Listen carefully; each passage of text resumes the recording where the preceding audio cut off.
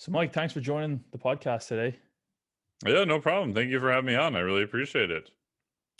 Yeah, I've been listening to your stuff for a very long time, a couple of years now at this stage.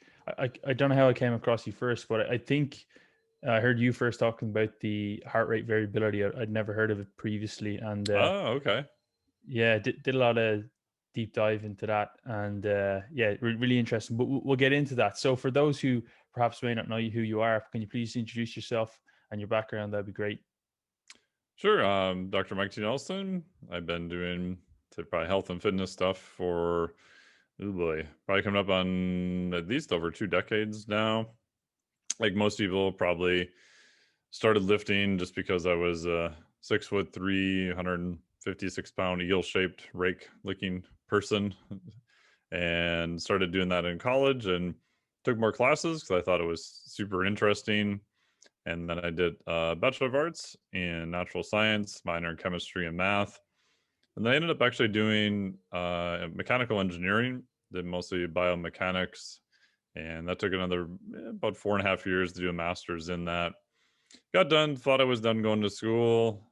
Did 5 years in a PhD program in biomedical engineering. Decided I was tired of doing math. So I switched over to the PhD program in exercise physiology, and oddly enough, got stuck doing more math, looking at metabolic flexibility and heart rate variability. And then I started training people in 2006 is when I officially started. Probably did several years before that of the typical thing of just, trying to write programs for people and train people for free, which doesn't really go so well since neither one is all that committed. And then I've been training people mostly online now for, oh man, almost 10 years now, I would say. I'm probably getting pretty close to that, 8 years for sure. And I teach for the Carrick Institute. They do a lot of clinical neuroscience. I'm an associate professor there, and I'm an adjunct at Rocky Mountain University. And then I have two courses I did, which is the Flex Diet certification and the Physiologic Flexibility certification. Oh, you got a lot on your hands there. I Yeah, don't know it's been don't know how you get a time little to do all that. busy and, lift odd objects and listen to death metal and kiteboard as much as I can too. Yeah, that's nice. Yeah, you're the state where you are now is pretty open, right? There's no restrictions or anything like that. Texas isn't really too many restrictions right now. To be 100% sure, honest, I'm from Minnesota and we're driving back up there. So I haven't even looked to see what it was. I mean, when I left, gyms had been open for a while with some restrictions. I'm pretty lucky. I like 10 years ago converted my garage into a gym. So I do some private stuff there once in a while. People will fly in, we'll do some testing and stuff. So I've been able to do most of my exercise and everything there the entire time, which has been super nice. Yeah, that's the goal for me as well. I mean, I have some equipment at home, but I live in apartments. So there's no Oh, it gets to be garage. kind of hard. Yeah, Yeah, yeah. I haven't stepped foot in a gym since 2020. Oh my gosh. Well, Wow. actually, that's a lie. I was in Brazil for a week in January, so everything's open there. But in this country, Is I it still haven't pretty stepped foot. closed there now? Yeah, the gyms are open in a month, so I mean, Oh wow. it doesn't actually seem that bad when it's been locked for so long. A month seems quite short. Right. Usually, you would you would usually go crazy if you thought the gym was going to be closed for. Usually, when the gym is like closed for like reconstruction or like they're bringing in new equipment, it's like 2 days at the gym. Can't believe Like it, but what? What's going on? Crazy exactly. people. Yeah, exactly. But kind of used to it now. But that's interesting. So did you do two PhDs or did you swap in between or you did two No, research I projects? did the 5 years in the PhD program. I hadn't started officially research yet. I actually completed all the classwork except for two classes. And at the time, I was working for a medical device company. So I worked for a medical device company for 10 years, looking at implantable pacemakers and defibrillators and other cardiac medical technology, which oddly enough uses heart rate variability and a bunch of other things. So my thought was just to kind of keep going down that path. And I just literally just started taking, exercise physiology for fun. I enrolled in a 400 level class when I did my master's, just literally to take it for fun. I took anatomy and physiology using cadavers as part of my undergrad. So the hard part is you get 5 years into a program, you're like, oh, I'm so far invested in this program. I don't want to just drop everything and then have to, in essence, start over again. Mm. But then I realized that, that's probably a better path to do that. So I dropped out of that program, and that's when I went over to the exercise physiology department, which unfortunately meant I had to start taking classes all over again. I had to start research again from scratch and get everything published. So just the exercise physiology portion of which I did complete my PhD and took 7 years full time. That's the longest I've ever heard anybody do it It was a full time. pretty brutal, horrible Yeah. experience. But I'm sure you learn, you learn along the way. That those extra years you learn some stuff, I'm sure. So yeah, I guess then we'll start off with the, what I was really interested when I heard you speaking first was about the metabolic flexibility. So it's a term that we often hear with, say, endurance sports and trying to increase, maybe fat oxidation or say Hmm. fat usage at a higher pace in marathon runners or something like that. But do you want to explain in your words what you consider metabolic flexibility to be? Yeah, I mean, a lot of people, especially in the fitness the realm and even in the physique athletes, a little bit, everybody kind of has their macronutrient preference of, oh no, you have to do, high carbohydrate, super low fat diet, or no, you got to go the other extreme and do like a ketogenic approach that's super high fat, super low carbohydrates. And to me, the reality is for people who are healthy, unless you're dealing with some type of disease or pathology that you're working with your physician through, you want the ability to use both to the highest degree, right? I want the ability to use a lot of carbohydrates because that's going to get me the highest performance in the gym. I'm be able to lift more. I'm be able to do more volume, do a higher percentage of one rep max. However, I still do want the ability to use a fair amount of fat as a fuel when I'm just hanging out during the day, or potentially lower intensity cardio, which we can talk about, and just to be a healthy human being. So you want the ability to use carbohydrates to the highest degree. You want the ability to use fat to the highest degree. And then you want to be able to switch back and forth between the two depending upon what you're doing. So if you're just, hanging out, chilling out, yeah, fat's going to be a better fuel. If you're lifting super intensely, then carbohydrates are going to be a better fuel.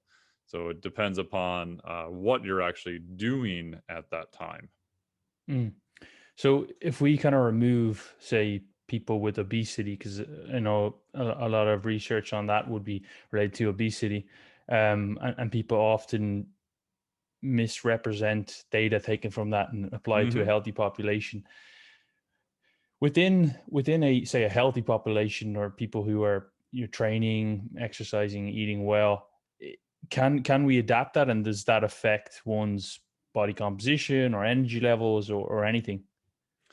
Yeah, it's a good question. So when I initially started looking at it, I was like, oh, okay. Well, like you said, if someone is just healthy, aren't they already metabolically flexible? And if they are, then who really cares if we're not talking about pathologies? And if you pick up most physiology textbooks, you can look up something called the crossover theory, which is Brooks and Mercier as 1992. And it just says that as I approach higher intensity exercise, I'm going to use less fat and I'm going to use more carbohydrates. But what people probably don't appreciate is that that's an average of a bunch of people from a study. If we look at other studies that have said, hey, let's just grab some recreationally trained, people from the population that's healthy, and let's test them to see how well they use fat at lower to moderate intensity exercise. And when you do that, I did one study on that was published. Godecki did one study. Helges did one study in 1999. What you find is how well people can use fat during those conditions varies from about 23 to 93%.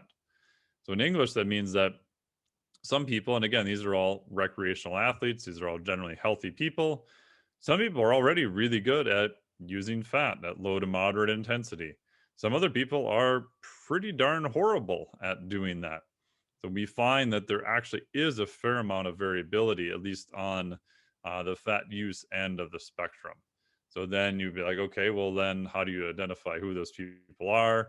If we can train that up, do we see benefits? I would argue if you're better at using fat, I think that does confer some health benefits. In terms of pure body comp, mm, not necessarily directly per se, because at the end of the day, calories are kind of like my buddy Ben House says is your trump card. Those are kind of obviously the main thing that's going to move a lot of stuff. However, what I've noticed is if people are better at using fat as a fuel, I think they have more options and compliance is easier. So they may decide, okay, I'm going to do maybe a 10-hour fast overnight or a 12-hour fast. They may do a longer period of time without any food. Okay, I can use body fat and I can use fat during that time. It's not a big deal. I don't get super hungry. I don't feel like I'm going to gnaw my arm off. And I just think that the compliance to stay within whatever calories they're at, I've just noticed tends to be easier, and they're less of the kind of white knuckling their way through all of it too. Mm. And just for people watching, this is a pure coincidence. I actually have, I don't know if you can see it there. It's like Not quite. yeah. Can you see the Oh, it crossover? looks like the crossover effect. Yeah. Yeah, there you I, go. I, I Perfect. did, I did not open the page. I literally just have loads of sections opened. So it's just a pure coincidence. But yeah, that's what we learn, like, even at a master's level with working with elite athletes is this kind of you do some equations by doing getting VO2 and VCO2 and plugging that into Yep. some RER. equation. Yeah, exactly. But yeah, so I guess then if I think even firsthand, you probably experienced it with people as well, is that they go a period, those who maybe burn carbs or say preferentially burn glucose at a lower kind of energy or a lower kind of exercise intensity, or just not exercising. They're the ones who can't really fast without feeling like they're going to die for a few hours. um Mm-hmm. they have low blood sugar or whatever. Does that then, and I think this is where people often can make 2 + 2 = 5, is then, oh, okay, so I can oxidize fat quite well.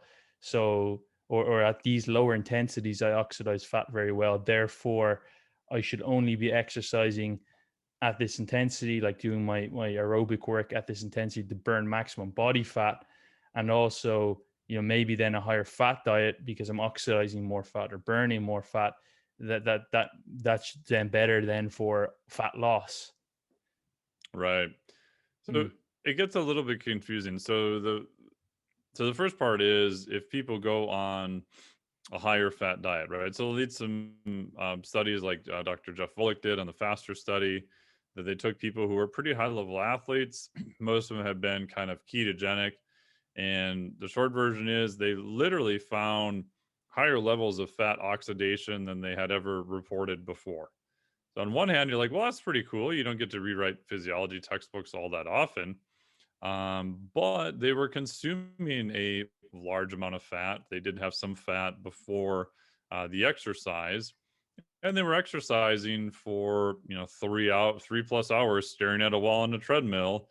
At mm, 63% of VO2 max. So they were at a high moderate pace. Now, again, for a competitive endurance athlete, that's definitely not a pace where you're going to win any races per se.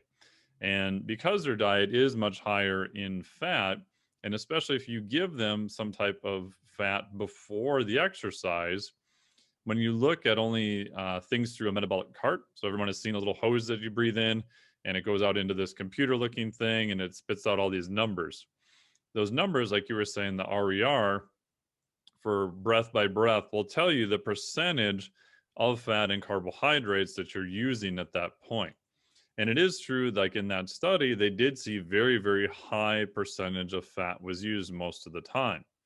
Now, the caveat is without a tracer study, you don't know where that fat came from, especially if you have feeding involved with it, right? So when you give someone fat from a meal, at some point, some of it's going to be the fat that they just consumed.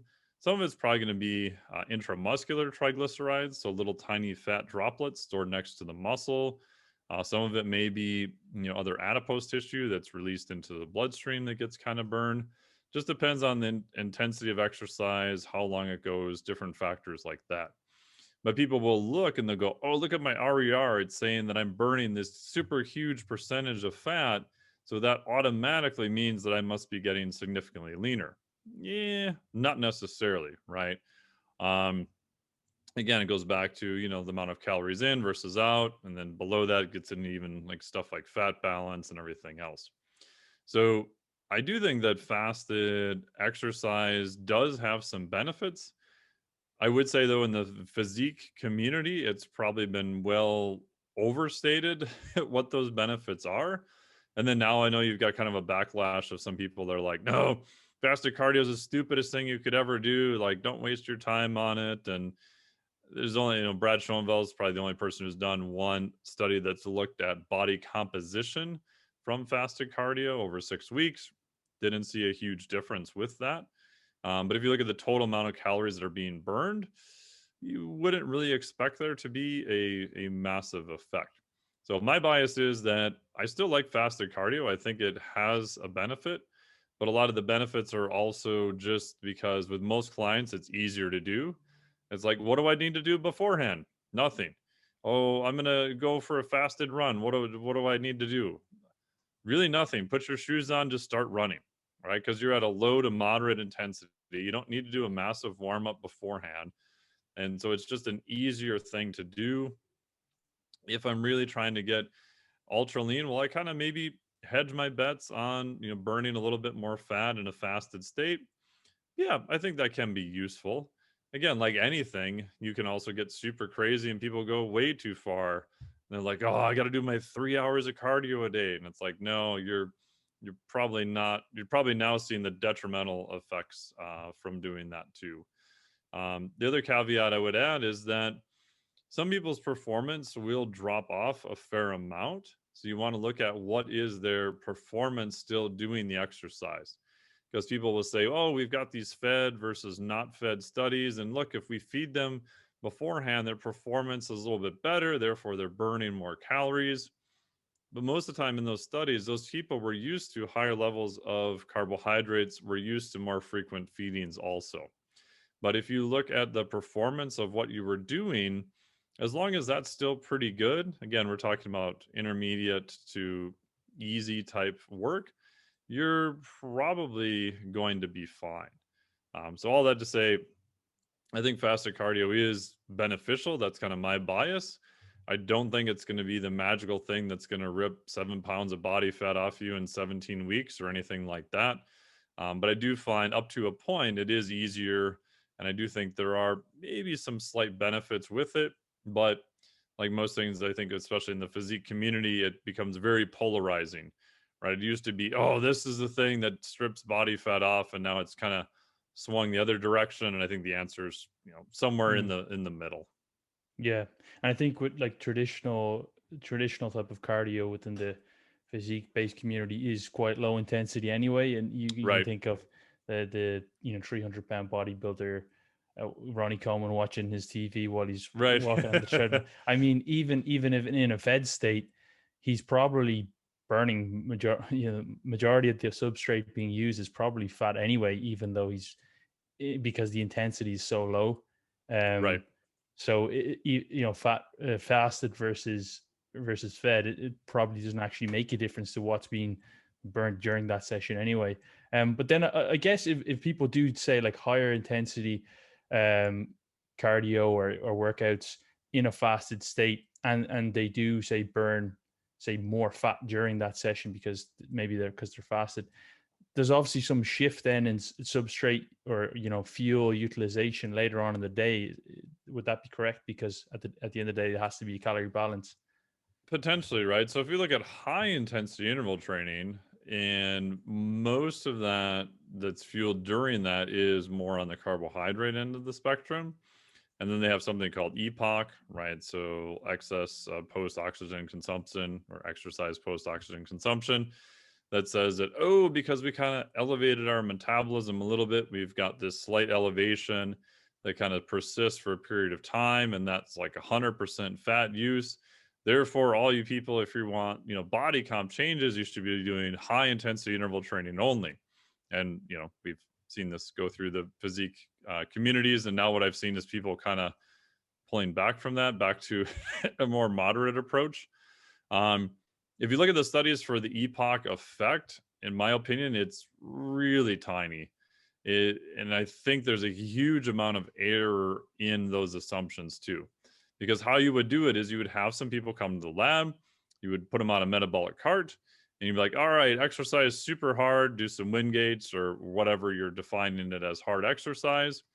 And then we're going to come back every so many hours and we're just going to measure your metabolism, see what percentage of it is used as fat and what percentage of it is used as carbohydrates. And is it still kind of above what our baseline is? The hard part is you would literally have to have someone hang out and live in a lab to get a high frequency enough to get, in my opinion, an accurate amount of what calories they're actually burning. So I think it's a real thing, but at the end of the day, I don't think it's really going to add up to a massive amount of calories being burned. I think there's a lot of errors that go into that assumption, especially some of the studies that have looked out at 24 to 48 hours. The one study I thought of, you have a bar at 24 hours and a bar at 48 hours, and they just draw a straight line between the two. I'm like, oh, here's our area under the curve. So it's, it's very sensitive measures you're looking at, and you're extrapolating quite a bit with them. However, I do think high intensity interval training can be very good, right? If we back all the way up and we go, okay, so we've got someone and we know they're going to, do a show in a year. One of the things that I'll look at is what is their actually VO2 max? So what is the size of their actual aerobic engine? Because we know that if their aerobic system is very poorly developed, that they're just not burning as many calories. And so one of the main things that's related to trying to burn more total calories from fat is actually what is your VO2 max. So I actually look at cardio more for, yeah, maybe we're burning a few calories with aerobic stuff, but I want to see what is the adaptation I want to get from that. So I'll start people on more of an old school, just aerobic base building, moderate to easy intensity. And then once they're better at that, then we'll probably add some more higher intensity interval training. And then even higher intensity interval training, you want to look at what is the output, like how much work were you actually able to do. And if it's really high intensity interval training, you're not going to be able to do it for 10 minutes in a row, right? It's like the Tabata study gets wielded out all the time of, oh, look at this Tabata study, this high intensity interval training. And that study, like the baseline for what they did was 170% of their VO2 max. So if you've ever gotten on a bike or a rower and done 170% of your VO2 max, you're not going to be able to do it very long. I think if I remember right, it was 20 seconds on, 10 seconds off. So it's an invert of more work and less rest. And when they set it up, it was never designed for even the high level athletes to even complete all of the rounds. So what I see in practice with some type of very advanced protocol is the quality of work they're doing is just dropping off really hard. So I'd rather have people do what is very high intense work. And I usually do much more complete rest, allow them to recover. And then let's see if we can get to maybe 5-10% of that output again. And let's try to repeat that so that we're keeping the quality of work high, because the quality of work is what's going to determine our overall adaptation. So I'm chasing more an adaptation of pushing up their VO2 max overall to allow them a higher training volume, to allow them maybe a higher percentage of using fat, and not just as, something that's just going to burn a bunch of calories. Yeah. So just to clarify for the listeners who may not know, so VO2 max, Mike, do you want to describe what that is? And maybe some people think that VO2 Yeah. max is you sprinting as fast as you can, and maybe just clear Yeah, up a so little bit. VO2 max is just simply the volume of oxygen you can run through your system that's at a maximal level. So our aerobic system in general runs off of oxygen, and the fuel for the aerobic system could be fat, or it potentially also could be carbohydrates. The anaerobic system is classically carbohydrates only, doesn't necessarily need oxygen. So if you were to do a 1RM, that's considered more of an anaerobic type event. After that, like all the energy systems get just Mm. completely goofed. And the thing that blew me away recently, but even 5 years ago, was that the aerobic system is actually your support system for all your other metabolism. So something that would be very considered anaerobic, like not using oxygen, would be an all-out sprint for 30 seconds. All right. So if I'm sprinting really hard and I'm going as hard as I can for 30 seconds, like even most textbooks will say, oh, that's pretty much just all an anaerobic event. But you take like a Moxie or an oxygen sensor, and I've done this, you stick it on your quad and you watch how that muscle starts using oxygen. And what you see is within seconds, the oxygen level in that muscle starts going down. And at the end of even 30 seconds, it's depleted to like 80% of what it was when it started. Right. So even in something that we consider anaerobic sprinting, lifting, there's still very much an aerobic or oxidative component to that. Mm. The one way to measure that, excuse me, is what is your VO2 max? So, excuse me, that is just the level of the development of the aerobic system. So if we wanted to say, well, how much weight can you lift? Okay, let's look at a 1RM. So what is the maximal load you can lift for 1 rep? That'd be more on the anaerobic type side. So the aerobic, the maximal number you can get for the development, how big is that system, is your VO2 max, would be the measure you would do in a lab. So usually that would be expressed as someone, say, running on treadmill, and it's like probably a pace they can keep for a certain amount of time where it hits kind of a peak, right? Right. So there's different protocols. Most of it's going to be running, potentially rowing, potentially biking. Those are probably your top Mm. three. And you're correct. You want to move as much muscle mass as you can. It's very much an exhaustive test, right? So what you're looking at when you look at the fancy devices in your metabolic carts, there's a couple different markers that are considered a formal cutoff, but you're literally watching your oxygen use overall go up, and then it literally will hit a plateau, right? So you may be able to eke out a little bit more performance behind that, but when we look at the actual data, you're not pulling any more oxygen from the system to run through metabolism to accomplish Mm. that. So that kind of that plateau then is considered your VO2 max, or the maximal volume of oxygen that you can run through. Yeah. So essentially, what you're saying is that if someone improves their aerobic fitness in layman's terms, I suppose, that they can then actually do more volume or recover more between sets, even though resistance training is predominantly anaerobic, or you're not using oxygen net per se. Yeah, so there's a couple of things. So what we see is, so you can look up something called repeated sprintability, which is a formal way of measuring it using sprinting. But in the gym, if I have like person A who has a very low VO2 max and person B who has a very high VO2 max, and we compare them lifting, so person A with the very low VO2 max, as it starts getting into higher number of reps, they're going to have a much harder time completing that amount of work. They're also going to need a lot more rest period between sets now.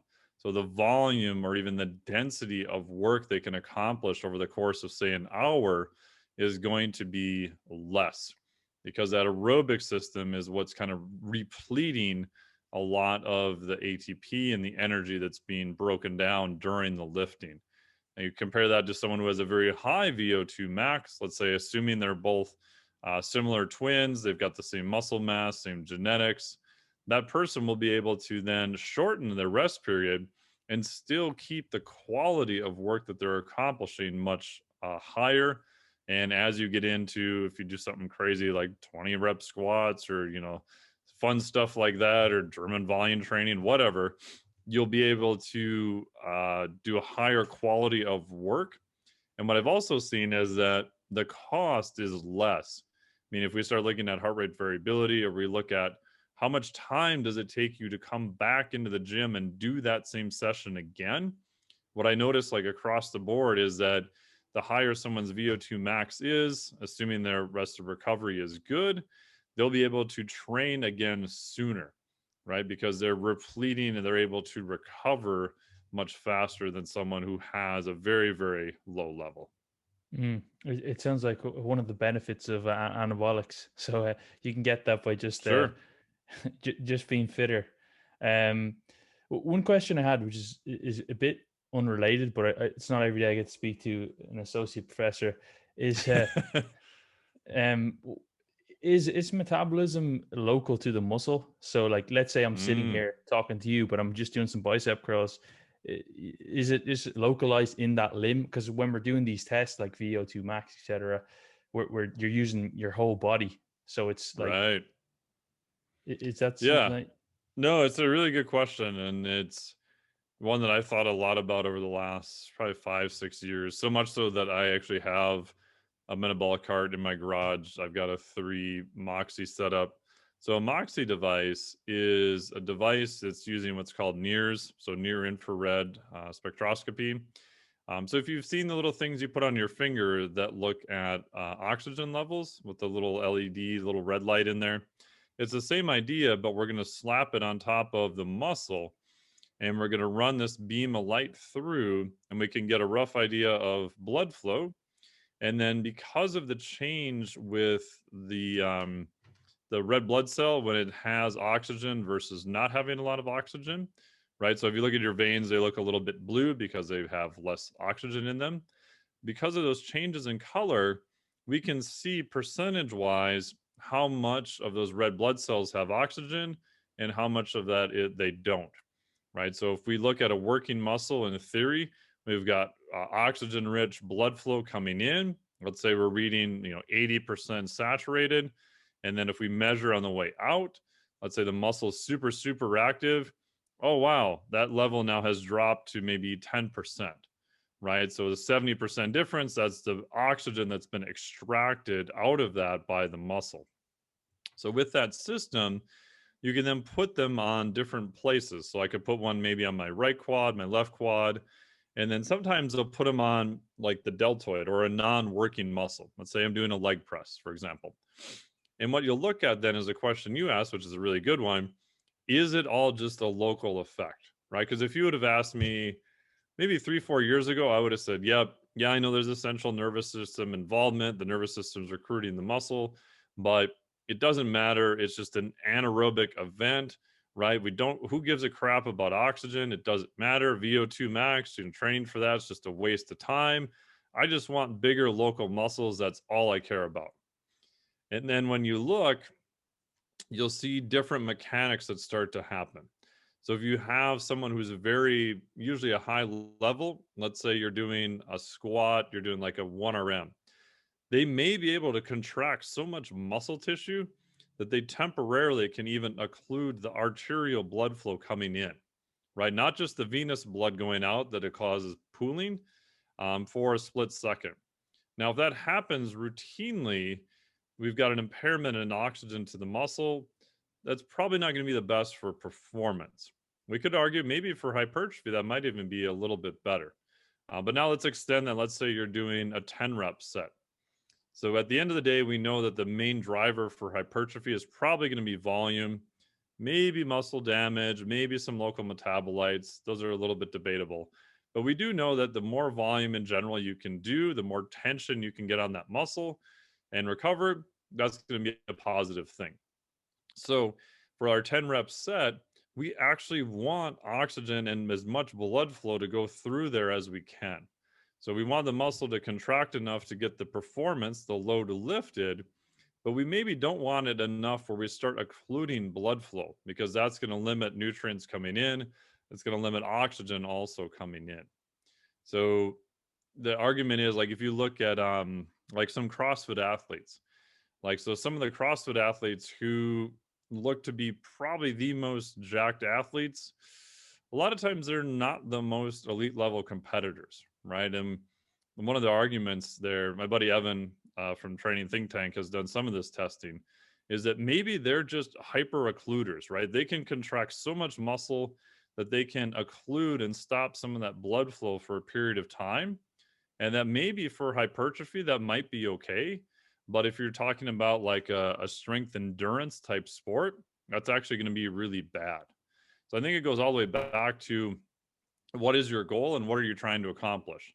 If your goal is to just add as much muscle as physically possible, I think you can get by with it, maybe occluding some of that blood flow and maybe having a little bit of a drop in performance, and you might be okay. Because hypertrophy is this kind of really weird, almost like a side effect type thing, right? Because you can have so many different methods that you can see. You can do blood flow restriction. We can see good train in hypertrophy with that. You've got some people that do better on low reps. You've got some people who say, no, 20 rep squats is the only way to get your, legs to grow, right? You've got all this variety. And I think there's differences within each one of those groups that allows them probably to respond better to certain variables. If you expand out and you go into more performance-based sports, you have the luxury of it being a little bit more specific. If you're a track athlete, we can time everything. If you're a CrossFit athlete, we have like standard workouts we know you need to do. So to answer your question, I think it's all the above. But as you go into higher rep ranges, I think it becomes more important to see what locally is going on. And there's been some hypothesis that at some point, maybe the cardiac system is actually limiting the amount of work that you could potentially do, right? So take 20 rep squats again.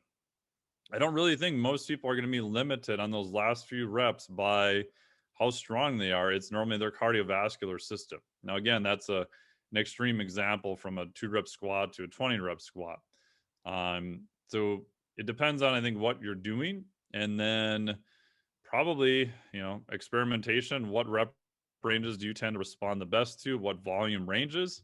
And then whatever you can do to elevate your performance as high as possible at that point. So if you're someone who says, my legs only grow when I do 20 rep squats, and man, I am like after rep 12, I'm just gassed the whole time.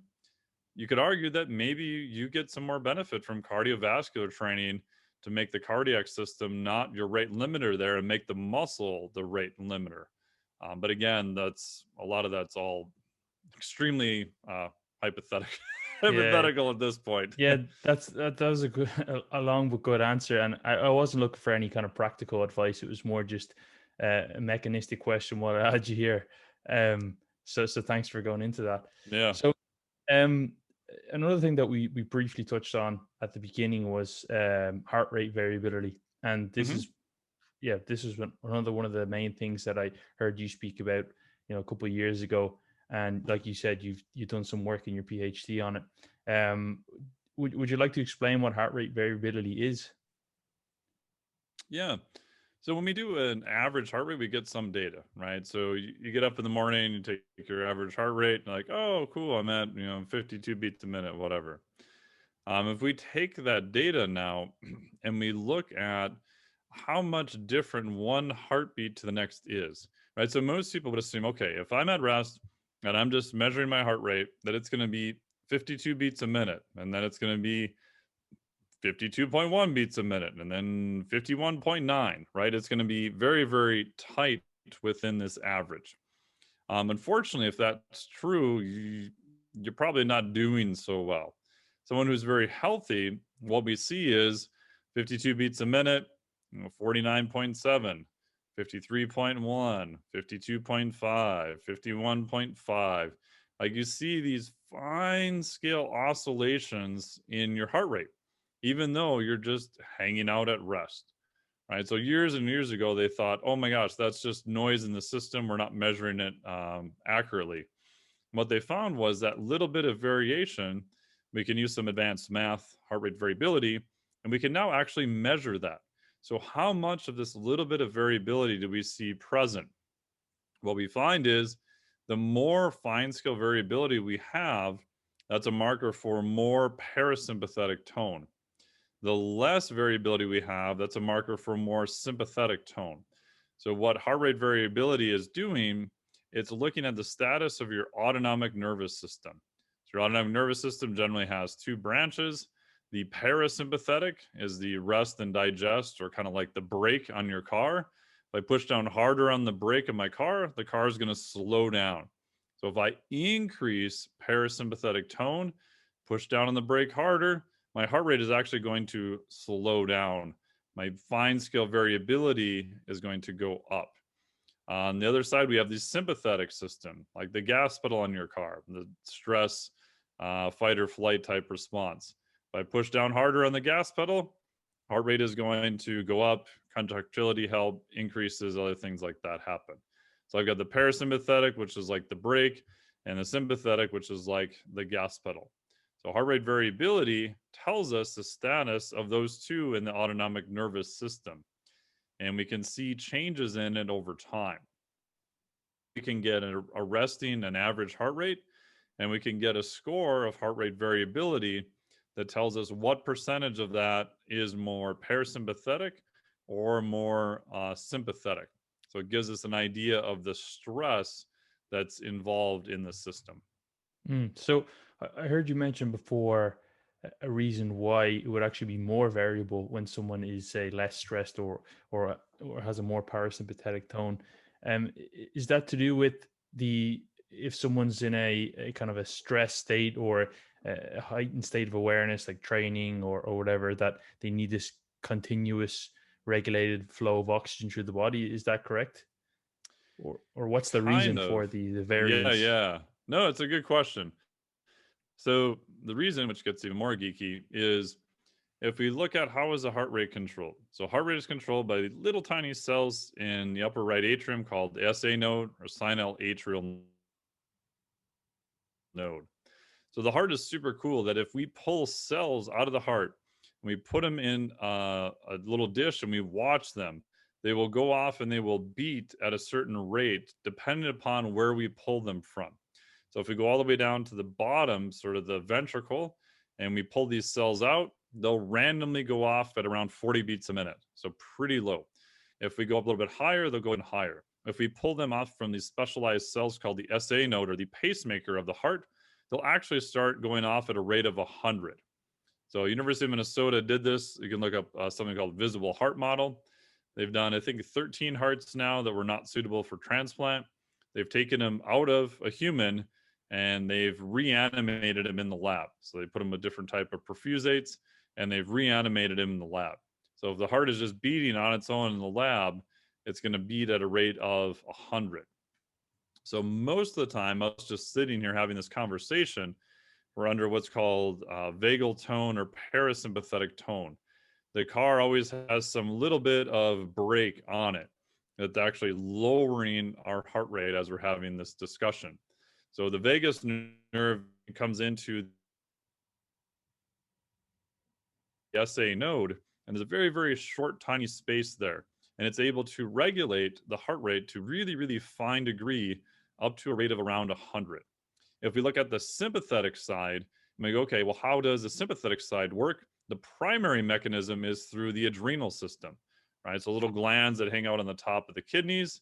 And if something really stressful happens, like if you're driving in your car and all of a sudden, like you just barely avoid a car accident, you'll notice that, time tends to have these weird properties. And you'll also notice that there's a delay of maybe like 2 or 3 seconds where it happens. And then all of a sudden, like, boom, like then your heart rate is like super, super high.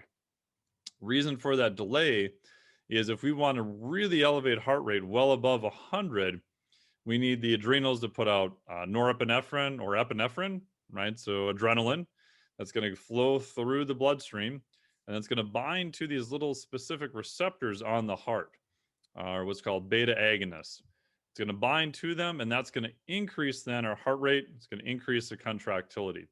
But that process is going to take at best a couple seconds because they have to be released into the bloodstream, flow through the bloodstream, and then attach to receptors on the heart. The vagal, the parasympathetic, the nerve is literally right next to those cells that control the heart rate. So the vagal influence, that parasympathetic, allows really, really fine scale control of the heart.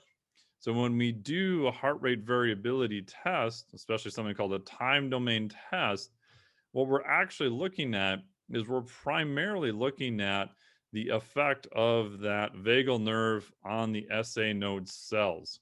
So we're primarily looking more at kind of the parasympathetic side.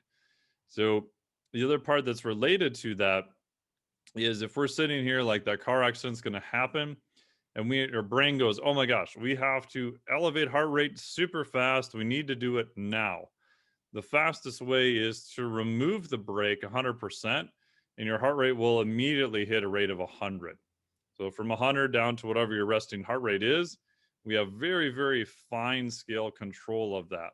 And that's primarily what we're looking at with heart rate variability, which is why when you do heart rate variability measurements, like a vast majority of the time, you'll do them at rest.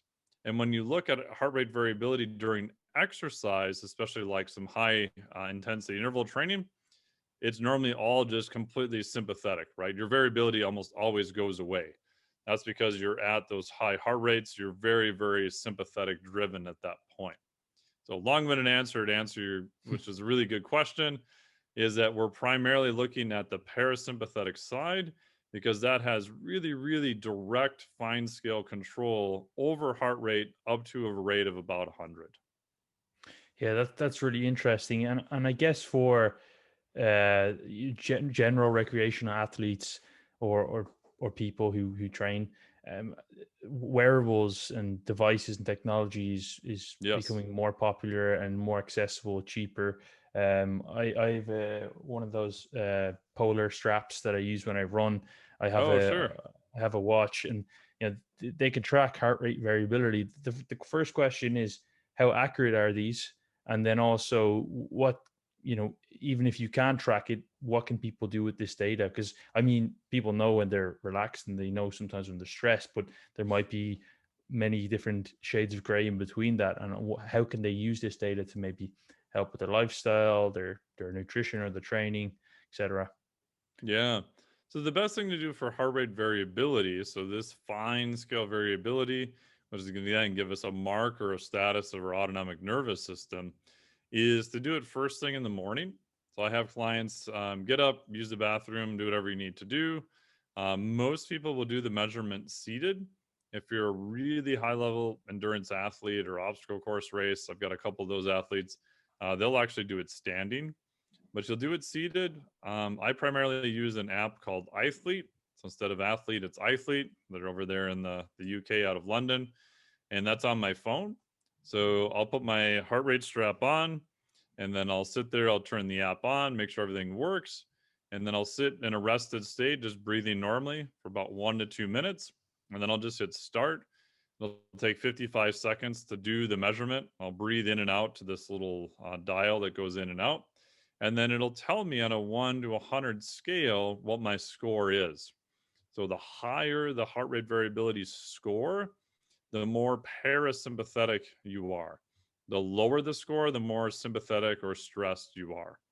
The nice part about doing it first thing in the morning is that's going to be the most stable period of time, because unless you did too much Ambien, you're probably not making bacon and eggs at 4 in the morning or running around outside painting your house or doing weird stuff on Ambien and stuff. You're probably just laying in bed sleeping, right? And that's probably going to be the most consistent 8 hours to replicate from one day to the next. And you're also at a state of rest when you get up. So just do it first thing in the morning. That'll tell you your status of where you're at. It has little context indicators. You can note what was my nutrition, how do I feel, etc. And the nice part is then you can look at accumulated levels of data. So over time, then I'll have people run it for maybe 3 weeks and then go back and look to see what are some of their main stressors. Oh, yeah, Monday's workout was really, really hard. Yep, every Tuesday morning, my heart rate variability is showing me that I'm more stressed. Oh, wow, it looks like I don't actually recover from that until like Thursday morning, right? In the worst case. So it gives you an idea of some of the patterns that you can see. If you look at during exercise, I don't think heart rate variability is all that useful during exercise. The only things I use during exercise are potentially heart rate, which can be useful. And then I'll also look at how fast heart rate can recover. So if I wanted to do something with online clients, I do a lot. Let's say they're going to do what I call the death by front squat, So they're going to do like 4 or 5 sets of 10 reps on a front squat. But I want to make sure that they're recovered before they do their next set. And I'm not there watching them. I don't know necessarily how well they're going to recover from it. So I'll say, okay, do the front squat. I don't care how high your heart rate gets. It's going to be a set of 10. Once your heart rate then comes back down to say 85 beats per minute, then do your next set, right? That's a biometric method I got from my buddy Cal Dietz. So that way we ensure that you're hitting a state of rest and then you're going to do your next set. So that way the quality of work stays relatively high. Because like, as you know, right, like you're probably not going to need much rest between set 1 and 2. You're probably going to need a lot more rest between set 4 and 5 just because of the accumulated fatigue. Do you And then, think? oh, go Yeah, I ahead. was just gonna ask. Do you Yeah. think with like say someone who's been a trained athlete, so someone who's let's say at least 2 years or so of training, do you think their kind of natural response to rest times, like I feel ready, versus Mm-hmm. the actual objective data, does that match up quite closely, or do you think that actually if they track these things, it would be maybe a little bit off and it would be a bit more accurate for them? What I find is that in general, they appear to be more accurate, and you can do it yourself even without heart rate, right? So if your performance is dropping, right? So I generally program in rep ranges. So I'll say, okay, do the heaviest load that puts you in a 6 to 8 rep range with 1 rep in reserve or 1 RER. So you still have 1 rep before you would hit absolute Yeah. failure. But I want you to go heavy enough to hit like 6 to 8 reps. So let's say they're doing deadlifts, they're doing, I don't know, 315. I got 6 reps in my first set. Cool, I rest for a while. Cool, I got 6 reps in my next set. Oops, I didn't rest as long. I got 3 reps. Okay, so that tells me you probably need to rest a little bit longer. So if you look at your output from set to set, and assuming your effort is the same, your RER is the same, you'll be able to tell immediately if you didn't rest enough. Now, again, at some point, it's going to kind of go off a cliff, and you're just going to be done. But what I find is higher level athletes tend to be much more consistent with that over time for the most part. Mm. Yeah, I mean, at some point the metabolites and lactate is going to build up where Oh, sure. so you You're not just going to do that forever. yeah, yeah. So again, I guess the question will be then, and I'm just kind of questioning the HRV and how we practically apply it. What's the issue with being slightly more parasympathetic? I understand if you're not recovered, say from a leg session, you don't want to, and Mm-hmm. you're not ready to go again. In the context of somebody that would say train at their back on Monday, they train their chest on Tuesday, or they might do upper lower. They're they're not going to be fully recovered from a CNS perspective. Do you think that would you take that into account and say, okay, well, we know we trained legs yesterday, but it's local, there's more localized DOMs or whatever, but we're doing upper body today, and yes, you're probably not fully recovered. Do you think then, like, would that person's HRV be always affected negatively, or I would say let's say they'd be slightly more stressed out because they're never really 100% recovered? Would you say that no, we need to get back to baseline, or we need to reduce training volume if it's not getting back to certain levels? And because obviously, if someone's training a lot, it's never really Mm-hmm. going to come back down to as if they're completely rested, right? It depends. So if I have someone where depends on what I want to do, right? So in general, if I look at most people, I'm going to write 6 to 8 weeks of their training program. Week one's going to be super easy. Week two, we're just going to slowly add more volume and density, kind of like a wave-like fashion. And if I've been working with them for a while, my goal is to have programmed the amount of work that they're doing, that their HRV may oscillate a little bit day to day, but the 7 day average is going to stay pretty constant, right? So week one, it's going to be constant. Week two is good. Week three. Now, week 4 or 5, let's say you're doing a 6 week cycle. So week 5, I may be like, okay, I'm really going to push them hard. I'm going to do 5 or 6 sets. I'm really going to ratchet the volume up. By the end of that week, I actually want to see their average HRV going down, right? I want to accumulate kind of some sympathetic stress. I want to temporarily overreach them a little bit. And then when we do the taper, we're just going to slash their volume down to 2 to 3 sets with an AMRAP set normally. And then their HRV is going to slowly accumulate and it'll be back up to normal again. Mm. So if I did it correctly, I normally won't want to see a lot of HRV changes the first couple of weeks. But when I really push their volume, I do want to see a change in HRV then. So with new clients that I don't know how much volume or where they're going to be able to handle, I literally start with like 1 to 2 sets week 1. And then the next week I go to 3 sets. And then I go to 4 sets. And then I go to 5 sets. And then I go to 6 sets. I go all the way up till their HRV literally goes off a cliff and they feel achy and they hate me. And that's probably about, okay, I know that this Yeah. is their volume threshold, Yeah. right? And with some athletes, that may be training, 4 or 5 days a week, 3 sets, maybe 4 sets. With higher Yeah. level, I've worked with some pretty female, relatively competitive professional fitness competitor, or I think she ended up doing fitness now, but she did physique before. She was doing 6 to 7 sets, but she's been training for, 12 to 13 years at a very high level too. So she could handle more volume than any guy I've trained before too. So there's a lot of variability within one person to the next, but that gives you a way within one cycle to figure out, okay, where is their threshold at? And now each time I program, I'm going to try to get to that threshold and just a little bit beyond. And then we're going to kind of reset and we're going to kind of go back up again. So it gives Mm. you a guidance to, because if you work with like highly competitive athletes, they're like, no, coach, I want to do more. It's like, no, your performance is dropping, your HRV is in the tank. Despite what you think, like, I'm not going to push you anymore because your body is telling me that you're kind of maxed out right now. Yeah. And to pull it back to basics a little bit, because I know people often will track things but not necessarily understand why they're doing it.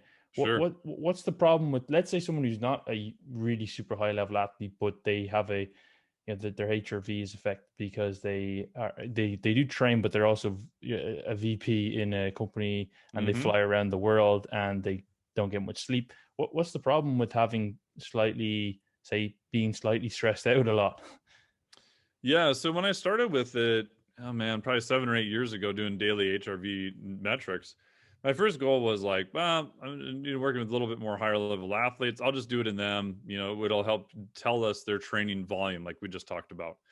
And then I was like, well, I kind of want more data. So I'm just going to start doing it with all my clients. And what I realized very quickly was you kind of have two groups, right? You have the higher level athlete who their lifestyle stress is, pretty controlled. They eat by a clock, they get enough sleep, they do all the things we talk about. And their training stressor is probably their number one overriding stressor, which is if you're a professional athlete, that's exactly what you would want in a perfect world. Then you've got like the other group of people, which is more reality, is that their lifestyle stress is probably higher than their training volume stress. So with those people, I then use HRV to tell them where their other stressors are because most of them have no awareness of that. You'll ask them, like, the example you had is perfect. Like, do you get a little bit less sleep? Yeah, but I'm fine. Like, okay, but you realized you were in like 3 different cities over like 5 days. Yeah, but that's not a big deal. I do it all the time. Right. So they'll rationalize away. But if I can show them a graph of, okay, here's your stress level, and it's like doing this, you're like, oh. And then when they rate each one, they may rate sleep is always like super low. Right. So I used to argue with people about sleep all the time. It's like, you would do better, if you just got another hour or two of sleep. They're like, yeah, whatever, you know. And now I just like, okay, let's just see where you're at. So I send them a log of their self-report of their sleep and the self-report of their stress. And they look at it and I just literally send it to them. And I'm like, hey, what do you think's going on here? They're like, oh my God, like when I don't sleep enough, my stress gets really high. I'm like, yeah, I never knew that. It's just like this light bulb goes Yeah. off when you show them feedback that's from their actual body's response. So Yeah. for lifestyle changes, I found it's much more useful. And then on the flip side is like, okay, let's try to go to bed 30 minutes earlier. Now, if they're really chronically sleep deprived and they're getting 5 hours a night, is that really going to move the needle a lot? Probably not. I know they're going to get better, but they may not feel better. But if their HRV starts going up or not tanking as hard, we can then show them data like, hey, this past week you did really good. You went to bed 30 minutes earlier. Hey, your HRV isn't dropping nearly as fast as it was before. Oh, cool. So the thing that I'm doing that sucks, that I hate doing, I can see that it's actually having a physiologic improvement. And so now I'm much more likely to kind of, hang in there and stay with it, as opposed to, I know I didn't feel any better. I'm just not doing it anymore. Yeah. So, final question for you, Yeah. because I know we're just about on time.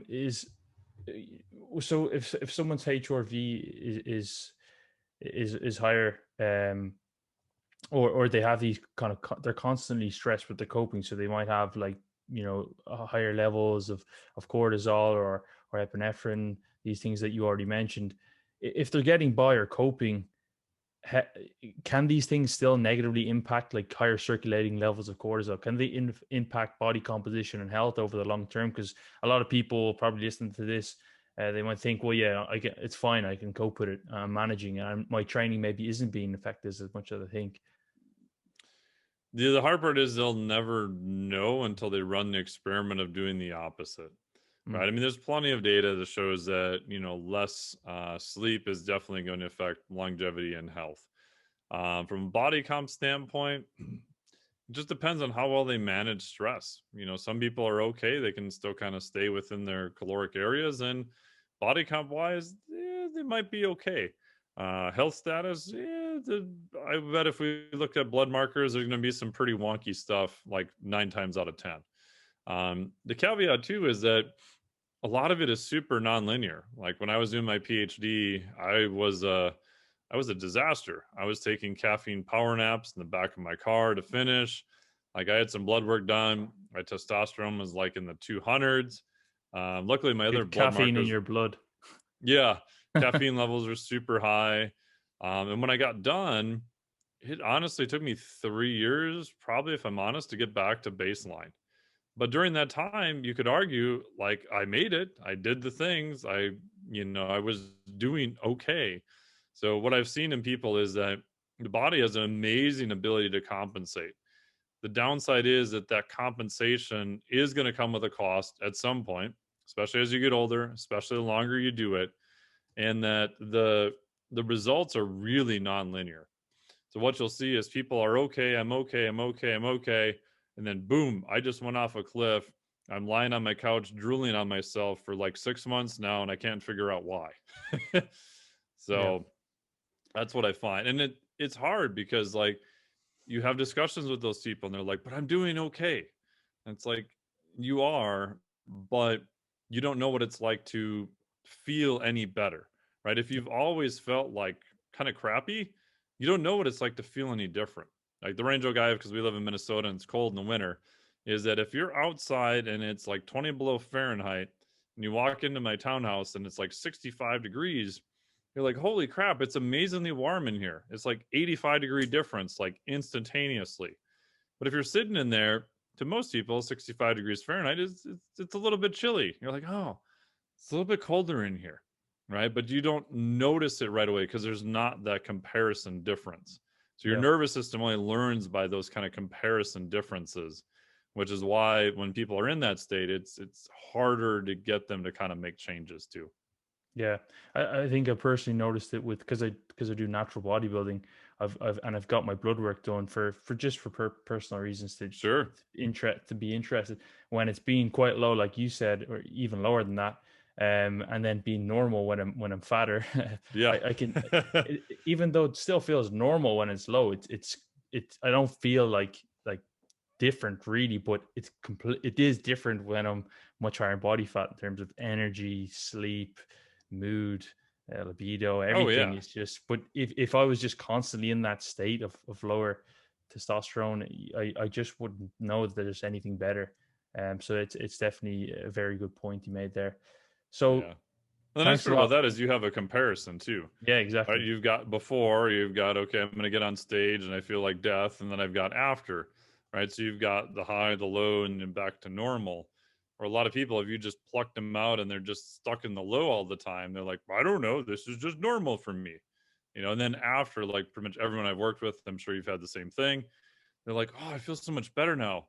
Oh my god, I felt like trash. I didn't really Yeah. realize I felt that bad." Yeah, exactly. They're just coping, Yeah. because they got to. But I know I said that was the last question, but this is the final one. Is No worries. devices? So I want to touch on this because I know there's a lot of trackers and things that could. You mentioned that you use the chest strap. That's what I Mhm. was using as well. But there is things where you can put your finger over the light on the phone. There's also Right. ones on the wrist. Are these accurate? Depends. Some of the newer data on the camera app for Marco shows that it probably is pretty accurate. So kudos to him for doing the research on that. The wrist ones, I mean, I wear a Garmin watch like 99% of the time. It's okay in general for heart rate at the lower heart rates, but as you get higher heart rates, it may not be super predictive and it's a lot slower, just because of the optical. I know they've changed it. They're using a red light and they're trying to make some different changes with it.